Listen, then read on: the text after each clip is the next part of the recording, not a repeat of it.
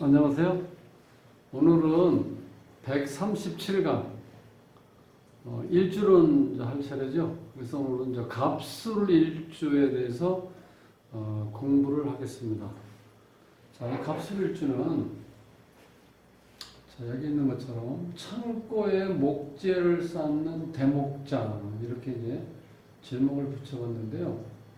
즉, 이 갑술 일주를 가지고 있는 사람의 특징은 창고에 목재를 쌓는 모습이니까 이게 이재에 밝다는 거예요. 돈 버는데 밝아 실업을 일으켜서 어떤 성취감을 맛볼 수 있는 가장 특징적인 그런 거죠. 그래서 이제 갑술 일주를 보면 지장간에 신정무가 있는데, 자, 이거를 지난번에 한번 제가 말씀드린 것 같은데, 이 오행을 의인화시켜서 사람처럼 뭔가 의무와 역할 혹은 뭐 귀성이라고 그러죠.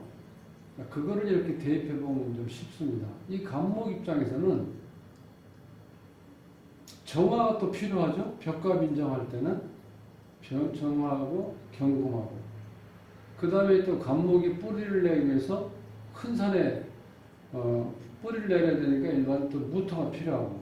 근데 이 신금은 저 가지치기 하기도 좀 애매하고, 또 자랄 때 잘못하면 상체기를 입히기 때문에 그렇게 별로 좋아하는 건 아니에요. 그래서 이 지장간 속에 이제 추구하는 속마음은 정관은 거의 없고, 상관이라든가 편제를 어떤 지향하는 것, 이건 좀 강하게 나타납니다.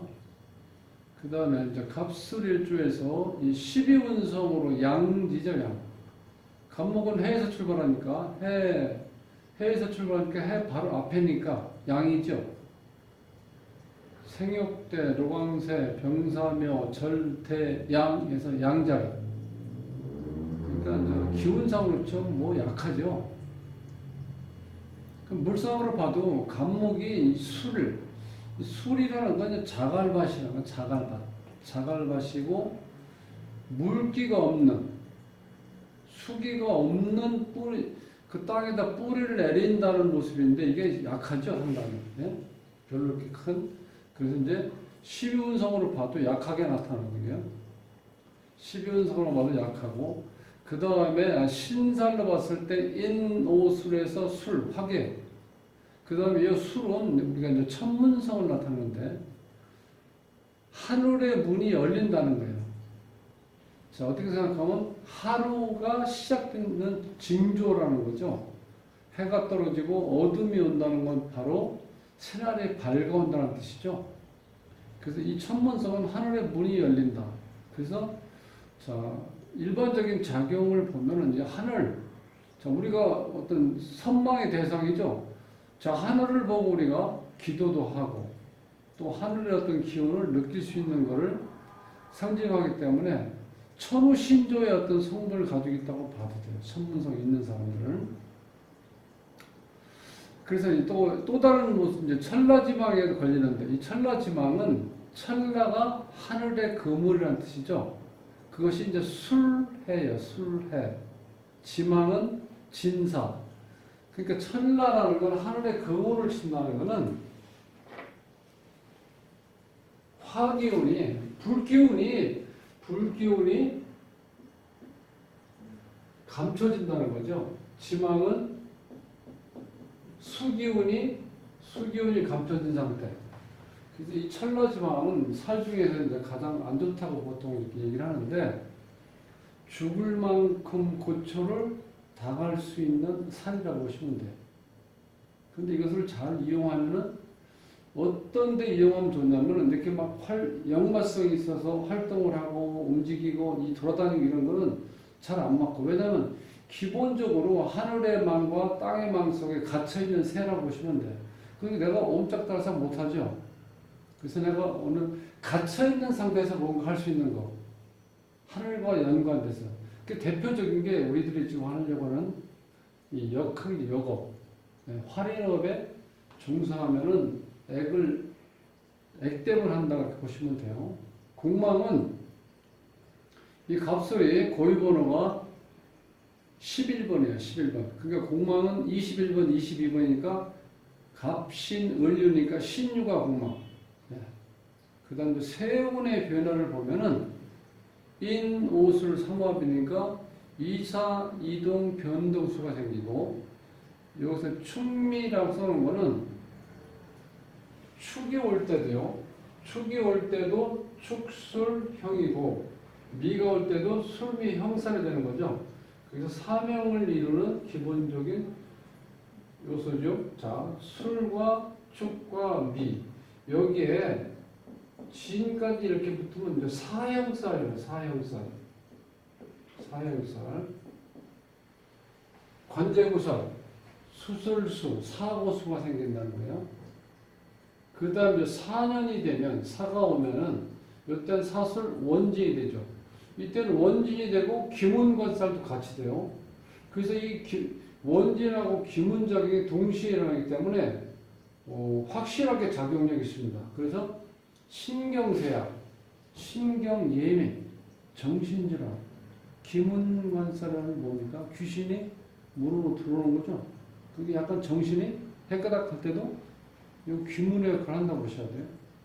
그리고 이 여러 가지 뜻이 있는데 원진이 또 때로는 미워하고 원망하고 뭐 여러 가지 이제 그런 것도 있지만 또 천진난만한 맛도 있어요. 근데 신경이 예민하다 보니까 때로는 돌출 행동이 나타나기도 한다는 거예요. 그래서 원진하고 기문이 이렇게 붙어 있기 때문에 원진일 때는 우리가 보통 원진이라고 많이 표현을 하잖아요. 그 뒤에는 귀문도 들어가 있다는 거예요. 그래서 대체적인 게 신경쇠약이에요. 신경쇠약, 신경예민하다. 근데 그게 이제 정신질환으로도 연결될 수도 있다는 겁니다. 그 다음에 묘가 오면은 묘술 합이 되죠. 자, 이거는 이제 지지에, 요게 이제 지일주니까, 자, 요게 배우자 자리죠. 요게 합이 왔을 때 이성 간의 만남, 결혼이라든가 뭐 여러 가지 어떤 좋은 만남을 얘기할 수 있겠죠. 합이니까. 그러니까 우리가 이제 궁합 볼 때 보통 합이라는 거 아니야. 합은 보고 싶어서 헤어질 수 없다는 단순하게 말씀드리는 거예요. 그래서 궁합 볼 때 합이 되면 좋다고 하는 이유는 그런 뜻인데요. 뭐든지 마찬가지입니다. 합이나 다른 것도 마찬가지인데 이 합이 다 좋은 건 아니에요. 자, 이 만나서 일단 합이라는 거는 합이 되면 내가 할 일을 못하게 이렇게 묶어놓는 거예요. 좋은 점은 묶여 있으니까 다정다감해지는 거예요. 다정다감이 지나치면 남녀 마찬가지지만 약간 이성적인 문제를 야기할 수도 있다는 거예요. 특히 여성분들은 성적인 쪽, 성적에 그러니까 다정, 합이 많으면 성적인 문란을 가져올 수도 있다. 이렇게 보시면 돼요. 그 다음 흉년은 충되는 거죠. 진술충. 경진년에 진술충. 그래서 충견년 이렇게 되고요. 그 다음에 이 갑술일주의 이제 특징을 보면은 그 물상화를 공부하시면 좀 편해요. 이게 늦가을에 이렇게 나무가 늦가을에 이렇게 감목이 이렇게 큰 나무가 서 있다고 보시면 돼요. 이렇게 낙엽이 다 떨어지는 서 있는 이 상태로 있으면 어떻게 돼요? 이게 민둥산의 공목인가? 부록인가요? 독산동 아니야? 독산동. 그게 이제 홀로 독자인데 그게 바로 이런 거예요. 이 민둥산에 고목이 이렇게 우뚝 서 있는 거.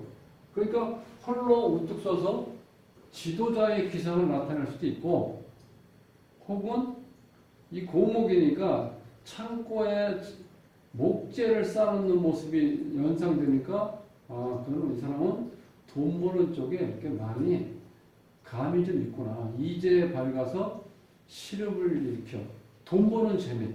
그죠? 돈 버는 재미가 최고잖아요.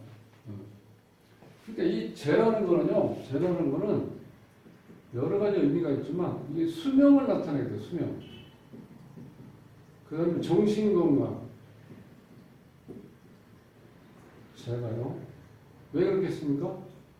자, 돈이 없으면 이제 두둑하게 있고 통장에 돈이 있으면 사람이 어떻게 돼요? 정신적으로 일단 안정감을 갖고 스트레스를 많이 안 받는 편이죠. 이 재라는 거는. 또 이 재가 좋은 거는 우리가 현실을 인지할 수 있는 능력을 갖는다는 거예요. 재가 있으면. 돈도 중요하지만 현실 인지 능력이 있으니까 그 결과 죄를 취할 가능성이 높다는 거예요. 그러니까 죄가 약하든지 죄가 형충파에로 깨져 있는 사람들은요, 현실을 바라볼 수 있는 능력이 떨어진다는 거예요. 그러니까 돈 벌 때 돈 못 버는 거예요. 기회를 놓치니까. 그래서 이제 밝아서 자, 어떤 사업을 해서 돈을 많이 벌므로 인해서 성취감을 맛본다. 갑술일주가요.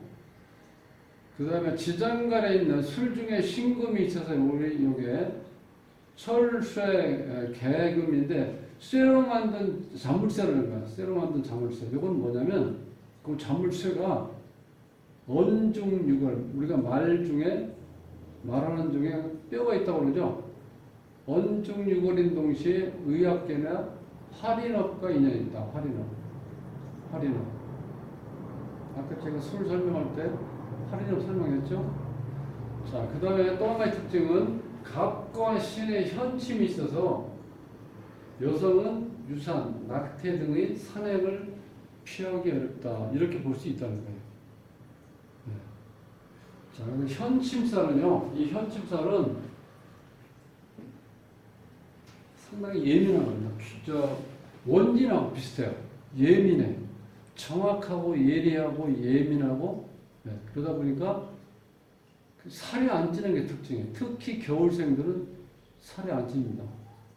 일반적인 사람도, 봄, 여름, 가을에 태어난 사람도 마찬가지지만 특히 겨울에는 현침이 있는 분들은 예민하고 날카롭고 그 다음에 본인 스스로가 완벽을 추구해야 되기 때문에 신경이 예민하기 때문에 살이 잘 안 쪄요.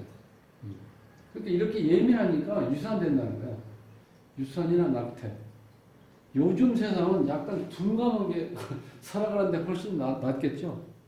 그러니까 현침살이 있는 사람들은요, 정말 이 인간관계가 이게 굉장히 힘들어요.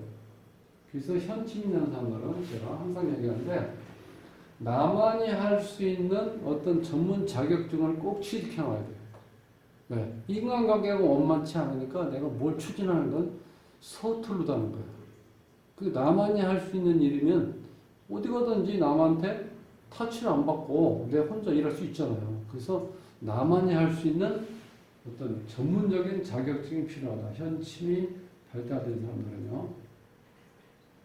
근데 이제 사주를 하나 보면은 정축년 경술을 갑술 1 무진시에 태어난 사람의 요게 이렇게 갑술 일주가 이렇게 있죠. 이렇게 갑술 일주. 자, 이제 갑은 우리가 물상에서 어떤 크는 구조죠. 갑은 나무가 크는 구조잖아. 크는 구조인데 여기 보면 지금 늦가을이죠. 늦가을 두 개에다가 늦봄에다가 한겨울이 이렇게 환경이 이렇게 놓여 있죠. 이렇게 보면은 전체적인 흐름은 초겨울 정도, 한겨울 정도 그 정도의 태어난 갑목이라고 봤을 때 이때는 이게 이제 봄이나 여름에 태어났을 땐 성장할 때잖아요. 그때는 태양이 있어야 되고 물이 있어야 되겠죠. 자, 여기가 지금 너무 늦가을에 이제 있기 때문에 이 개수 갖고 좀 약하잖아요. 천간에 개수라도 하나 떠 있으면 좋겠다는 거예요. 근데 이게 이제 겨울이기 때문에 이때는 클 때 크는 구조가 아니고, 자, 이 경금을 재련하는 데 목적이 있다는 거예요. 여기에 정화가 또 있죠. 여기도 정화가 있죠. 자, 그러면 벽갑인정이 성립이 되죠. 자, 이 정화에 불을 당겨서 이 화로에 넣어가지고 요거를 재련시켜서 갑목을 뽀개죠. 뽀갠 상태. 그 다음에 이게 완벽하게 재련이 돼서 뭔가 쓸만한 도구로 탄생하고 해서 이거를 담금질할 수 있는 임수가 있어야 되는데 또 그게 지금 빠져 있어요. 여기서는. 네, 그렇죠. 그러니까 이 갑목 갑술일주에서 이런 작용을 하는 것도 있지만 의무와 역할을 다해서 존재를 드러내려면은 이 간목이 기본적으로 우리가 이제 벽갑인정이라고 그러죠.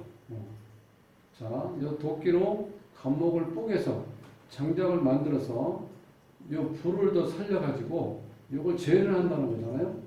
자, 그런 상태인데 기본적인 건 돼 있어요, 이렇게. 기본적인. 근데 요걸 제대로 명품을 만들려고 하면은 이 불에 녹여서 제품을 만든 상태에서 찬물에다 확 집어넣어도 돼요. 강하게 만들어야죠. 그 담금질이라고 그러잖아. 근데 여기 지금 그런 수가 없죠. 괴수, 얼어있는 물, 그 다음에 여기 있는 너무 약하다는 거예요. 여기가.